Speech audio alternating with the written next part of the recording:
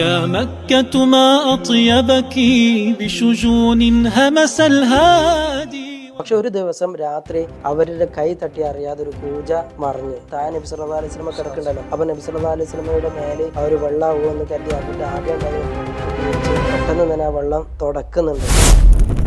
അസ്സലാമു അലൈക്കും വറഹ്മത്തുള്ളാഹി തആല വബറകാതുഹു. പരിശുദ്ധ റബീഉൽ അവ്വൽ പ്രമാണിച്ച് UAE വാഫി അലുമിനി അസോസിയേഷൻ സംഘടിപ്പിക്കുന്ന ഇലൽ ഹബീബ് സീസൺ 2 അവസാനത്തെ എപ്പിസോഡിലേക്ക് ഏവരെയും ഏറെ സ്നേഹത്തോടെ ആദരവോടുകൂടി സ്വാഗതം ചെയ്യുകയാണ്. 19 എപ്പിസോഡുകളിലായി പ്രവാചക തിരുമേനി സല്ലല്ലാഹു അലൈഹി വസല്ലമ തങ്ങളുടെ ജീവിതത്തിന്റെ ഏറ്റവും വലിയ ഒരു ടേണിംഗ് പോയിന്റ് എന്ന് പറയാൻ കഴിയുന്ന ഹിജ്റയുടെ ചരിത്ര സാക്ഷ്യങ്ങളെ കുറിച്ചാണ് നമ്മൾ ഇതുവരെ ചർച്ച ചെയ്തുകൊണ്ടിരുന്നത്. അതിൻ്റെ ഏറ്റവും അവസാനത്തെ 20ാമത്തെ എപ്പിസോഡിലാണ് നമ്മൾ ഉള്ളത്. നമുക്ക് ചർച്ച ചെയ്ത് അവസാനിപ്പിക്കാൻ തോന്നുന്നില്ല, അത്രയും ഹൃദയഹാരിയായ സംഭവങ്ങളും കഥകളുമാണ്, ഹൃദയഹാരിയായ സത്യങ്ങളും ചരിത്ര യാഥാർത്ഥ്യങ്ങളുമാണ് നമ്മൾ ഈ ഒരു പരിപാടിയിലൂടെ നിങ്ങൾക്ക് മുമ്പിൽ സമർപ്പിക്കാൻ നമുക്ക് സാധ്യമായിക്കൊണ്ടിരിക്കുന്നത്. അള്ളാഹു കൂടുതൽ പഠിക്കുവാനും മനസ്സിലാക്കുവാനും തൗഫീഖ് നൽകുമാറാകട്ടെ. ഇന്നത്തെ ഈ എപ്പിസോഡിൽ റസൂൽ സല്ലല്ലാഹു അലൈഹി വസല്ലമ തങ്ങൾ മദീനയിലേക്ക് പരിപൂർണമായി എത്തിച്ചേരുന്ന രംഗമാണ് നമ്മൾ ചർച്ച ചെയ്യുന്നത്. നമ്മൾ കഴിഞ്ഞ എപ്പിസോഡിലൊക്കെ മസ്ജിദുൽ ഖുബായിൽ എത്തി അവിടുന്ന് അങ്ങോട്ട് യാത്ര തുടരുന്ന രംഗമൊക്കെ നമ്മൾ പറഞ്ഞു. ഇപ്പോൾ ഇനി റസൂലുള്ളാഹിന്റെ ഒട്ടകം അവിടുന്ന് സഞ്ചരിച്ച് മദീനയിലേക്ക് എത്തിച്ചേരുന്ന ആ ഒരു വല്ലാത്ത ഒരു സന്തോഷദായകമായ ഹൃദയം നിറയുന്ന മദീനയിലെ നിവാസികളുടെ ഹൃദയവും കണ്ണും നിറയുന്ന വല്ലാത്ത ഒരു രംഗമാണ് നമ്മൾ ഈ ഒരു എപ്പിസോഡ് ചർച്ച ചെയ്യുന്നത്. അള്ളാഹു നമ്മെ അനുഗ്രഹിക്കുമാറാകട്ടെ. ബഹുമാനനായ ഹാഫിസ് സയ്യിദ് അലി വാഫി ഉസ്താദ് നമ്മുടെ ചർച്ചയ്ക്ക് നേതൃത്വം നൽകുകയാണ്. അസ്സലാമു അലൈക്കും വറഹ്മത്തുള്ളാഹി വബറകാതുഹു. ബിസ്മില്ലാഹിർ റഹ്മാനിർ റഹീം.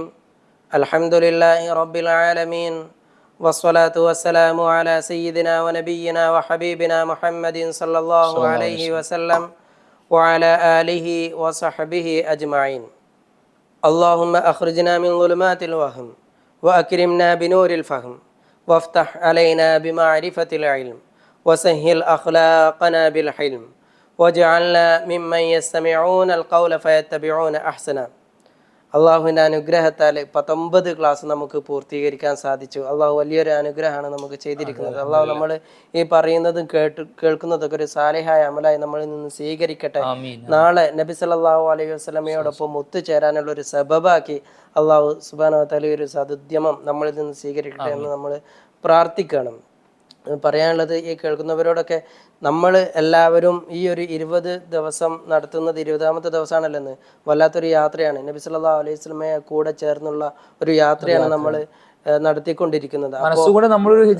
ഹിജ്റ ചെയ്യുന്നത് പോലെയാണ് നമുക്ക് ഫീൽ ചെയ്യുന്നത്. അപ്പോൾ ആ ഒരു രീതിയിൽ തന്നെ നിങ്ങൾ ഈ ക്ലാസ് കാണുകയും എനിക്കും നൗഫൽ വാഫിക്കും അതുപോലെ തന്നെ ഈ ഒരു പരിപാടി സംഘടിപ്പിക്കുന്ന ഇതിൻ്റെ സംഘാടകർക്കും ഇതിന് ആവശ്യമായിട്ടുള്ള സാഹചര്യങ്ങളും ഒരുക്കുന്ന സംഘാടകർക്കൊക്കെ വേണ്ടിയിട്ട് അവർക്കൊക്കെ ഒരു ജീവിതത്തിൽ ഒരു പുണ്യമാവാൻ വേണ്ടി നിങ്ങളെല്ലാവരും പ്രാർത്ഥിക്കണമെന്ന് സാന്ദർഭികമായി ഉണർത്തുകയാണ്. അള്ളാഹു സുബ്ഹാനഹു വ തആല നമ്മളിൽ നിന്ന് സ്വീകരിക്കട്ടെ. അള്ളാഹു സുബ്ഹാനഹു വ തആല നമ്മളെ ഏറ്റെടുക്കുമാറാവട്ടെ ഇൻഷാ അല്ലാഹ്. നബി സല്ലല്ലാഹു അലൈഹി വസല്ലം നമ്മൾ കഴിഞ്ഞ ക്ലാസ് സൂചിപ്പിച്ചതുപോലെ ഖുബായിൽ നിന്ന് മദീനയുടെ ആ ഒരു അതിർത്തി പ്രദേശത്തിനുള്ളിലേക്ക് കടന്നു.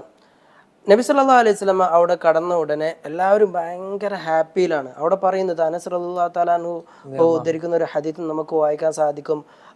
നബി സല്ലല്ലാഹു അലൈഹി വസല്ലം മദീനയിലെത്തിയ അന്നേ ദിവസം മദീന പ്രകാശിതമായത്ര വേറൊരു സന്ദർഭത്തിലും മദീന പ്രകാശിതമായിട്ടില്ല.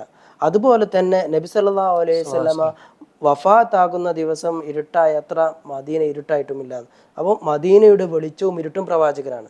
നബി സല്ലല്ലാഹു അലൈഹി വസല്ലമയുടെ കടന്നുവരവോടുകൂടി മദീനയിൽ ആകെ പ്രക്ഷോഭിതമായിട്ടുള്ള സന്തോഷം കളിയാടുന്ന ഒരു സാഹചര്യമാണുള്ളത്. ഈവൻ പിഞ്ചു കുട്ടികൾ പോലും നബി സല്ലല്ലാഹു അലൈഹി വസല്ലമ വന്നേ എന്ന് പറഞ്ഞ് കളിച്ചുല്ലസിച്ച് ആർമാദിക്കുന്ന ഒരു സാഹചര്യമാണ് ചരിത്രത്തിൽ നമുക്ക് വായിക്കാൻ സാധിക്കുന്നത്. അത്രയും ഭയങ്കര സന്തോഷമായിട്ടുള്ള ഒരു സാഹചര്യത്തിലൂടെയാണ് മദീനയിലെ നിവാസികൾ കടന്നു പോകുന്നത്. അങ്ങനെ നബി സല്ലല്ലാഹു അലൈഹി വസല്ലമ ഈ ഒരു ഒട്ടകം ഇങ്ങനെ മദീനയിലേക്ക് പ്രവേശിച്ച്. അപ്പോൾ നബി സല്ലല്ലാഹു അലൈഹി വസല്ലമ ആരുടെയും വീട് നബി സല്ലല്ലാഹു അലൈഹി വസല്ലം ആയിട്ട് സെലക്ട് ചെയ്യുന്നില്ല താമസിക്കാൻ വേണ്ടിയിട്ട്. കാരണം അത് സെലക്ട് ചെയ്താൽ അവർ ആ ഒരു ഗോത്രത്തിന്റെ അതിൽ നിന്നൊക്കെ ഇങ്ങോട്ട് മോചിതമായിട്ട് വരുന്നുള്ളൂ. അപ്പോൾ എന്തുകൊണ്ട് നബി സല്ലല്ലാഹു അലൈഹി വസല്ലം ആ ഗോത്രത്തെ സെലക്ട് ചെയ്തു, എന്റെ ഗോത്രം ഞങ്ങളുടെ ഗോത്രം എന്തുകൊണ്ട് സെലക്ട് ചെയ്തിട്ടില്ല എന്നൊരു ഒരു പ്രയാസം അവർക്ക് ഒരു പ്രത്യേക വീട് നബി സല്ലല്ലാഹു അലൈഹി വസല്ലം തിരഞ്ഞെടുക്കുന്നില്ല. നബി സല്ലല്ലാഹു അലൈഹി വസല്ലം ഈ ഒട്ടകം ഇങ്ങനെ പോവാണ്, പലരും ശ്രമിക്കുന്നുണ്ട്, പിടിച്ച് കൊണ്ടുപോകാൻ പലരും ശ്രമിക്കുന്നുണ്ട്. അപ്പൊ നബി സല്ലല്ലാഹു അലൈഹി വസല്ലം പറഞ്ഞത് ഖല്ലു സബീലഹ ഫഇന്നഹ മഅ്മൂറ, അതിനെ വഴിക്ക് വിടൂ, ഫഇന്നഹ മഅ്മൂറ.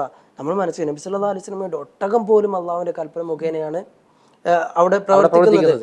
അപ്പോൾ നബി സല്ലല്ലാഹു അലൈഹി വസല്ലം പറഞ്ഞു അതിനെ വിട്ടേക്ക്, അത് അതിന്റെ അതിനോട് കൽപ്പിക്കപ്പെട്ടിട്ടുണ്ട്, ഓർഡറിനനുസരിച്ചാണ് അത് പോകുന്നത്, അതിന് വിട്ടേക്ക്. അപ്പോൾ പിന്നിലുള്ളവർക്കൊക്കെ വല്ലാതെ നിരാശാണ്, ഞങ്ങളുടെ അടുത്ത് വന്നിട്ടില്ലല്ലോ, നേരെ മുന്നിലുള്ളവർക്ക് വല്ലാത്ത പ്രതീക്ഷ, അപ്പൊ നിൽക്കും നമ്മളെ അടുത്തേക്ക് വരാൻ സാധ്യത ഉണ്ട് എന്നുള്ള രീതിയിൽ ഈ ഒരു രീതിയിൽ ഒട്ടൊക്കെ ഇങ്ങനെ മുന്നോട്ട് പോവാണ്. അപ്പോൾ ഒക്കെ ഈ ഒരു ചരിത്രം നമ്മളിങ്ങനെ വിവരിക്കുന്നവരെ നമ്മളിങ്ങനെ ഒറ്റക്ക് ഇങ്ങനെ ആ ഒരു എന്താ പറയുക, ആ ഒരു സാഹചര്യങ്ങൾ അത് നമ്മുടെ മനസ്സിലേക്ക് ഇങ്ങനെ ഒരു വീഡിയോ ആയിട്ട് ഒരു പിക്ചറൈസ് ചെയ്യാൻ നമ്മൾ ശ്രമിക്കണം. ഇതിങ്ങനെ ഒട്ടകം ഇങ്ങനെ പോകുന്നതും എല്ലാവരും ആകാംക്ഷയോടുകൂടി നബി സല്ലല്ലാഹു അലൈഹി വസല്ലം മുഖത്തേക്ക് ഇങ്ങനെ നോക്കുന്നതും അവർക്ക് ഇവിടെ വരികയല്ലോ എന്നിങ്ങനെ വല്ലാതെ ഒരു പ്രതീക്ഷയോട് നിരാശ ഇവിടെ നിന്നിട്ടില്ലല്ലോ എന്ന് പറയുന്നതും മറ്റുള്ളവരെ ഇനി ഇവിടെ നിൽക്കുകയല്ലോ എന്ന് ആ ഒരു സാഹചര്യം നമ്മുടെ മനസ്സിലേക്ക് ഇങ്ങനെ ഈ ഒരു സന്ദർഭത്തിൽ ആ ഒരു വീഡിയോ ആയിട്ട് നമ്മുടെ മനസ്സിലേക്ക് ഇങ്ങനെ കൊണ്ടുവരണം. അപ്പോഴാണ് ഇതൊക്കെ വല്ലാത്തൊരു രസമായിട്ട് തോന്നുക.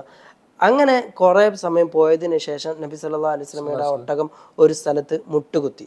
ആ മുട്ടുകുത്തി അവിടെ സഹ്ല് സുഹൈല് എന്നീ രണ്ട്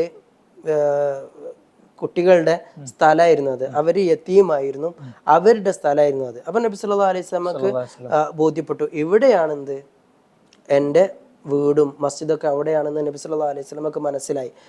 അങ്ങനെ ആ ഒരു സ്ഥലം നബി സല്ലല്ലാഹു അലൈഹി വസല്ലമ ഇതാരുടാന്ന് ചോദിച്ചു. അന്ന് പറഞ്ഞു ഇത് സഹ്ല് സുഹൈൽ എന്ന രണ്ട് കുട്ടികളുടാണെന്ന് പറഞ്ഞു. അപ്പൊ നബി സല്ലല്ലാഹു അലൈഹി വസല്ലം പറഞ്ഞു എന്നാ എനിക്കത് വേണം, ഞാനത് വാങ്ങാൻ ഇഷ്ടപ്പെടുന്നുണ്ട്, ആഗ്രഹിക്കുന്നുണ്ട് എന്നാണ്. അപ്പൊ പറഞ്ഞു ഇല്ല, വാങ്ങേണ്ട ആവശ്യമില്ല, അത് താങ്കൾ വെറുതെ എടുത്തോളൂ എന്ന് പറഞ്ഞു. അപ്പോഴും നബി സല്ലല്ലാഹു അലൈഹി വസല്ലം വെറുതെ വാങ്ങുന്നില്ല. മുമ്പ് പറഞ്ഞതുപോലെ നബി ഒട്ടകം പൈസ കൊടുത്ത് വാങ്ങാൻ തയ്യാറാകുന്നില്ല. അല്ലെ ആരാണ് സിദ്ദീഖ് റളിയല്ലാഹു തആല അൻഹു? ഒട്ടകം പോയിട്ട് സ്വന്തം ജീവൻ പോലും കൊടുക്കാൻ തയ്യാറായിട്ടുള്ള വ്യക്തിയാണ് അബൂബക്കർ സിദ്ദീഖ് റളിയല്ലാഹു തആല അൻഹു. ആ വ്യക്തിയിൽ നിന്ന് പോലും നബി സല്ലല്ലാഹു അലൈഹി വസല്ലം വെറുതെ വാങ്ങുന്നില്ല. അങ്ങനെ നബി സല്ലല്ലാഹു ഇവിടെ ഒരിക്കലും വാങ്ങൂലല്ലോ, കുട്ടികൾക്ക് കൂടിയല്ലേ. അപ്പൊ നബി സല്ലല്ലാഹു അലൈഹി വസല്ലം പറഞ്ഞു വെറുതെ വേണ്ട, പൈസക്ക് മതി എന്ന് പറഞ്ഞു. അങ്ങനെ നബി സല്ലല്ലാഹു അലൈഹി വസല്ലം അവർക്ക് പൈസ കൊടുത്ത് ആ സ്ഥലം സ്വന്തമാക്കി. അത് അവർ കാരക്കൊക്കെ മഅ്മൂറല്ലായിരുന്നു, അഥവാ ഒരു ഉപയോഗിക്കുന്ന സ്ഥലമല്ലായിരുന്നു, കാരക്കൊക്കെ ഉണക്കാൻ ഒക്കെ ഉപയോഗിച്ചിരുന്ന ഒരു സ്ഥലമാണ്. അവിടെയാണ് നബി സല്ലല്ലാഹു അലൈഹി വസല്ലം ആദ്യമായി മസ്ജിദ്, ഇന്ന് നമ്മൾ കാണുന്ന മസ്ജിദ് നബവി നബി സല്ലല്ലാഹു അലൈഹി വസല്ലം നിർമ്മിക്കുന്നത് അവിടെയാണ്. ആദ്യമായിട്ട് അവിടെയാണ് പള്ളി നിർമ്മിക്കുന്നത്. ഇതിനു മുമ്പ് നിർമ്മിച്ചത് ഖുബായിലാണ്. ആ പള്ളിയോടനുബന്ധിച്ച് തന്നെയാണ് നബി സല്ലല്ലാഹു അലൈഹി വസല്ലമയുടെ വീടും ഉണ്ടായിരുന്നത്. അവിടെയാണ് നബി സല്ലല്ലാഹു അലൈഹി വസല്ലമ വീടും ഉണ്ടാക്കിയത്. മസ്ജിദ് നബവിയോട് ചേർന്നാണ് നബി സല്ലല്ലാഹു അലൈഹി വസല്ലമ വീടുണ്ടായിരുന്നത്. ഓരോ ഭാര്യമാർക്ക് ഓരോരോ വീടായിട്ട് അങ്ങനെ ഒരു വളരെ ലളിതമായിട്ടുള്ള ഒരു ജീവിതമായിരുന്നു നബി സല്ലല്ലാഹു അലൈഹി വസല്ലമ നടത്തിയിരുന്നത്. ശരിക്കും പറഞ്ഞാല് അത് ചില ചർച്ച ചെയ്യുന്ന സമയത്ത് റസൂലുള്ളാഹിന്റെ വീട് ആയിഷ ബീവി വീട്ടിലുണ്ട്, റസൂലുള്ളാഹി അപ്പുറത്ത് പള്ളിയിലുണ്ട്, അങ്ങനത്തെ ചരിത്രങ്ങൾ ഒരുപാട് നമ്മൾ ഹദീസിൽ കണ്ടിട്ടുണ്ട്. അപ്പൊ അവിടെയൊക്കെ എന്താണ് ഇങ്ങനെ റസൂലുള്ളാഹിന്റെ വീട് പിന്നെ പള്ളിയോട് തൊട്ടടുത്ത് തന്നെ ആവുക, അത് റസൂലുള്ളാഹിക്ക് പറ്റിയൊരു കൊടുത്താണോ, അത് ഇനി അതല്ല, അങ്ങനെയൊക്കെ സംശയം തോന്നാറുണ്ട് പലപ്പോഴും ആളുകൾക്ക്, സാധാരണക്കാർക്ക്. ശരിക്കും റസൂലുള്ളാഹി സ്വന്തം പൈസ കൊണ്ട് വാങ്ങിയിട്ട് ആ സ്ഥലത്ത് ഉണ്ടാക്കിയ പള്ളിയാണ് നബി സല്ലല്ലാഹു അലൈഹി വസല്ലം. ആ സ്ഥലത്ത് ഉണ്ടാക്കുന്ന വീട്ടിലാണ് നബി സല്ലല്ലാഹു അലൈഹി വസല്ലം താമസിക്കുന്നത്. അപ്പോൾ അവിടെ വീടുണ്ടാക്കുന്നത് വരെ നബി സല്ലല്ലാഹു അലൈഹി വസല്ലമക്ക് എവിടെയെങ്കിലും താമസിക്കണല്ലോ. അങ്ങനെ താമസിച്ചതാണ് അബൂ അയ്യൂബ് അൽ അൻസാരി റളിയല്ലാഹു തആല അൻഹുവിന്റെ വീട്ടില്. അവിടെ എത്തിയപ്പോ നബി സല്ലല്ലാഹു അലൈഹി വസല്ലം ചോദിച്ചു അയ്യു ബുയൂത്തി അഹ്ലിന അഖ്റബ്, ഈ ഒരു ഇതിനോട് അടുത്ത വീട് ആരുടേതാണെന്ന് നബി സല്ലല്ലാഹു അലൈഹി വസല്ലം ചോദിക്കുന്നുണ്ട്. അപ്പോഴാണ് അബൂ അയ്യൂബ് അൽ അൻസാരി, ശരിക്കും സഹ്ല് സുഹൈൽ എന്ന് പറഞ്ഞ കുട്ടികളുടെ ഈ സ്ഥലത്തിന്റെ അടുത്തെത്തിയപ്പോ ഒട്ടകം അവിടെ മുട്ടുകുത്തിയിട്ടുണ്ട്. പക്ഷെ അവിടെ തൊട്ടടുത്തുള്ള ഏറ്റവും അടുത്തുള്ള വീട്ടിലാണ് നബി സല്ലല്ലാഹു അലൈഹി വസല്ലം. കാരണം ഇവിടെ പള്ളി അതുപോലെ തന്നെ നബി സല്ലല്ലാഹു അലൈഹി വസല്ലം വീട് നിർമ്മിച്ചു വരണ്ടേ, അതുവരെയുള്ള ഒരു താമസം നബി സല്ലല്ലാഹു അലൈഹി വസല്ലം അവിടെ മുട്ടുകുത്തിയതിനു ശേഷമാണ് നമ്മൾ ഈ ചർച്ചകളൊക്കെ നടക്കുന്നത്. അങ്ങനെ നേരെ അബൂ അയ്യൂബ് അൽ അൻസാരി റളിയല്ലാഹു തആല അൻഹുവിന്റെ വീടായിരുന്നു അവിടെ ഉണ്ടായിരുന്നത്. നോക്കുമ്പോൾ തൊട്ടടുത്തുള്ളത് മൂപ്പരുടെ വീടാണ്. അങ്ങനെ അബൂ അയ്യൂബ് അൽ അൻസാരി റളിയല്ലാഹു തആല അൻഹുവിന്റെ വീട്ടിലാണ് നബി സല്ലല്ലാഹു അലൈഹി വസല്ലം താമസിക്കുന്നത്. ഇവിടെ ചരിത്രത്തിൽ ഒരു യാദൃശ്ചികത എന്നോണം ഒരു കാര്യം സംഭവിക്കുന്നുണ്ട്. അബൂ അയ്യൂബ് അൽ അൻസാരി റളിയല്ലാഹു തആല അൻഹു ബനു നജ്ജാർ ഗോത്രത്തിൽപ്പെട്ട വ്യക്തിയാണ്. ബനു നജ്ജാർ ഗോത്രവുമായി നബി സല്ലല്ലാഹു അലൈഹി വസല്ലമക്ക് കുടുംബബന്ധമുണ്ട്. അത് ചെറിയ കുടുംബമല്ലോ, അങ്ങേയറ്റം അടുത്തൊരു ബ്ലഡ് റിലേഷൻ ഉണ്ട്. അതെങ്ങനെയാന്ന് വെച്ചാൽ നബി സല്ലല്ലാഹു അലൈഹി വസല്ലമയുടെ പിതാമഹനായിരുന്ന അബ്ദുൽ മുത്തലിബിന്റെ പിതാവായിരുന്ന ഹാഷിം എന്നവർ മദീനയെ ഒരു സാമ്പത്തിക ഭദ്രത നൽകിയ വ്യക്തിയാണെന്നാണ് ചരിത്രത്തിൽ കാണുന്നത്. അദ്ദേഹം കച്ചവട ആവശ്യാർത്ഥം പല യാത്രകൾ സംഘടിപ്പിച്ചിരുന്നു. അങ്ങനെ യാത്ര ചെയ്യുന്ന സന്ദർഭത്തിൽ യസ്രിബിൽ അഥവാ മദീനയിൽ വെച്ച് സൽമ എന്ന ഒരു സ്ത്രീയെ വിവാഹം കഴിക്കുന്നുണ്ട്. സാധാരണ അവർ മക്കാരങ്ങനെ പുറത്തുനിന്ന് വിവാഹം കഴിച്ചിരുന്നില്ല. പക്ഷെ ഹാഷിം അങ്ങനെ വിവാഹം കഴിക്കുന്നുണ്ട്.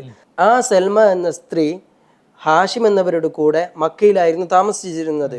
ഹാഷിം ഒരു കച്ചവട യാത്രയിൽ വഫാത്താകുന്നത് ഗസയിൽ വെച്ചാണ്. ഫലസ്തീൻ ഗസയിൽ വെച്ച് വഫാത്താകുന്നുണ്ട്. ആ വഫാത്താകുന്ന സന്ദർഭത്തിൽ സൽമ ഗർഭിണിയാണ്. സൽമ ഗർഭിണിയായ വിവരം മക്കയിലുള്ള അവരുടെ കുടുംബങ്ങൾക്കൊന്നും അറിയില്ല. അങ്ങനെ സൽമ ആ ഒരു സന്ദർഭത്തിൽ ഭർത്താവ് വഫാത്തായല്ലോ, ഇനി അവിടെ നിന്നിട്ട് കാര്യമില്ല, ഇനി അവിടെ നിൽക്കേണ്ട ആവശ്യമില്ല എന്ന് കരുതി സ്വന്തം വീട്ടിലേക്ക് ബനു നജ്ജാറിലെ മദീനയിലേക്ക് പോകുന്നുണ്ട്. അങ്ങനെ മദീനയിൽ എത്തിയതിന് ശേഷം അവർക്കൊരു കുഞ്ഞ് ജനിക്കുന്നുണ്ട്. ഹാഷിമിന്റെ കുഞ്ഞ് മദീനയിൽ എത്തിയതിന് ശേഷമാണ് ജനിക്കുന്നത്. അത് മക്കയിലുള്ള ഈ ഹാഷിം എന്നവരുടെ സഹോദരന്മാർക്കോ ആർക്കും ഒന്നും അറിയില്ലായിരുന്നു. പിന്നെ ഹാഷിമിന്റെ ഒരു സഹോദരൻ മുത്തലിബുണ്ട്. ഈ മുത്തലിബ് മദീനയിൽ ഒരു കച്ചവട ആവശ്യാർത്ഥം പോകുമ്പോഴാണ് സൽമ എന്നവരുടെ തൻ്റെ സഹോദരനായ ഹാഷിമിന്റെ പുത്രൻ അഥവാ സൽമ എന്നവരുടെ പുത്രനെ മദീനയിൽ വെച്ച് കാണുന്നത്, സഹോദരപുത്രനെ കാണുന്നത്. അപ്പൊ അവർക്ക് പെട്ടെന്ന് മനസ്സിലായി ഇത് എന്റെ സഹോദരപുത്രനാണെന്ന് മനസ്സിലായി. മുഖച്ചായൊക്കെ ഉണ്ടാവും. അങ്ങനെ ഇവരെ ഞാൻ തിരിച്ചു കൊണ്ടുപോവാന്ന് പറഞ്ഞു. അപ്പൊ പറഞ്ഞു ഇല്ല, അത് പറ്റൂല എന്ന് പറഞ്ഞു. പക്ഷെ ലാസ്റ്റ് അവസാനം അവർക്ക് അത് സമ്മതിക്കേണ്ടി വന്നു, തീരുമാനം സമ്മതിക്കേണ്ടി വന്നു. അങ്ങനെ ഈ ഒരു കുഞ്ഞിനെ മക്കയിലേക്ക് മുത്തലിബ് കൊണ്ടുവരുന്നുണ്ട്.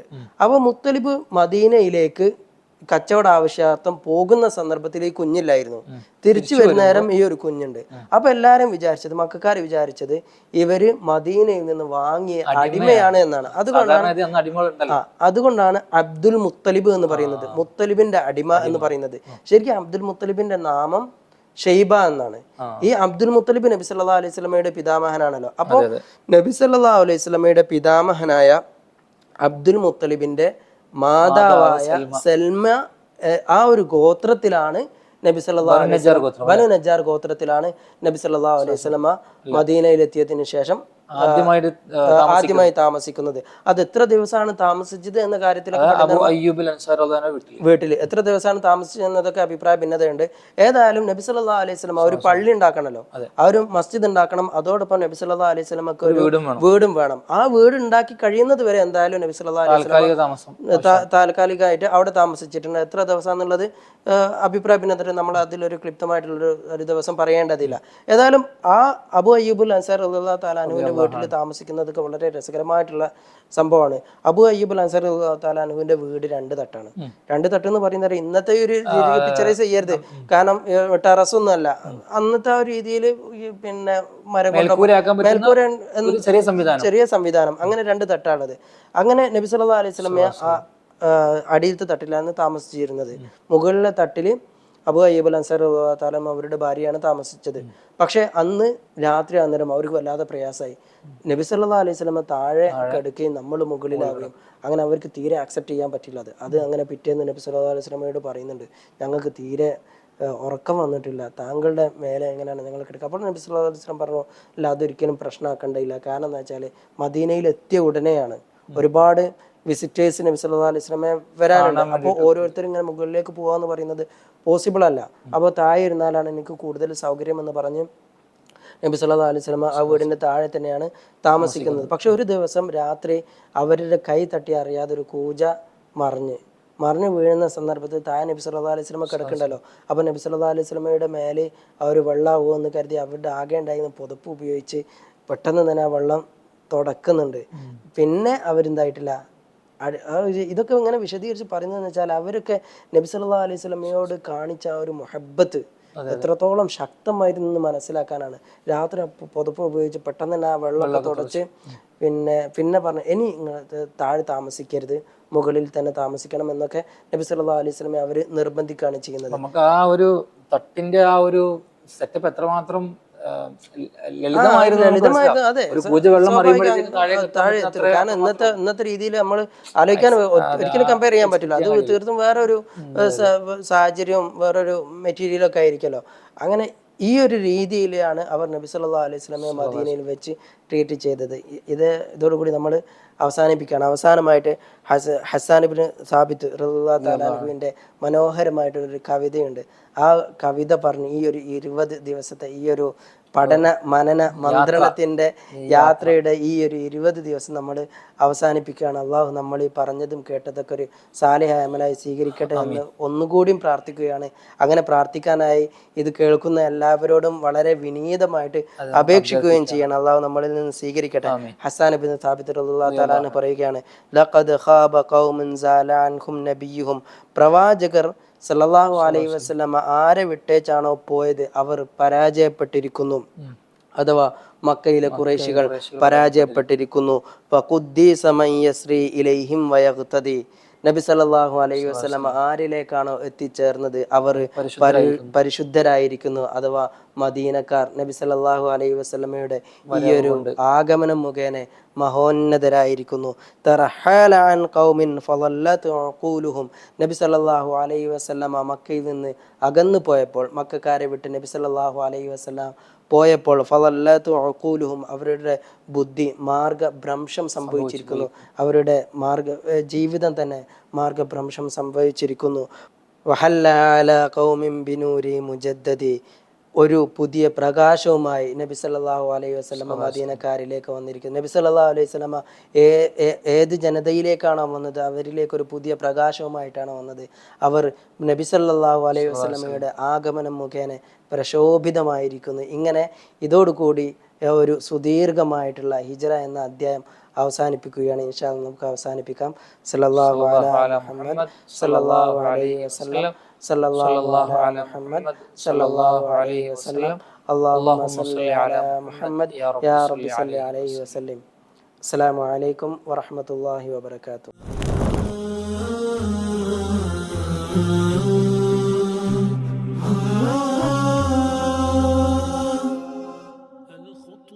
الخطوة تتبع خطوة وطريق الظلم سيطوى ويشق سبيل النور لفجر الدعوى نتخلى لكن نمضي لنهز بقاع الأرض نتألم لكن ذاك مخاض الصحوى يا مكة ما أطيبك بشجون همس الهادي وندور بنفس الفلك لهوى أنفسنا ننادي يا مكة ما أطيبك بشجون همس الهادي وندور بنفس الفلك لهوى أنفسنا ننادي لكن نداء الحق سما ودروب النصر له رسما من ينصر مولاه سيمضي في الكون سعيدا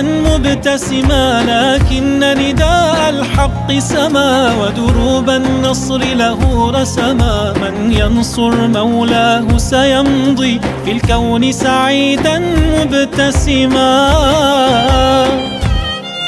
فطريق الهجرة وعر ينزف شوقا وجروح قدم في الرمل وأخرى تخطو فتدوس الروح الذكرى تنبض ألما كم ذاب القلب وكتما لكن الهدف الأسمى يتطلب منك نسور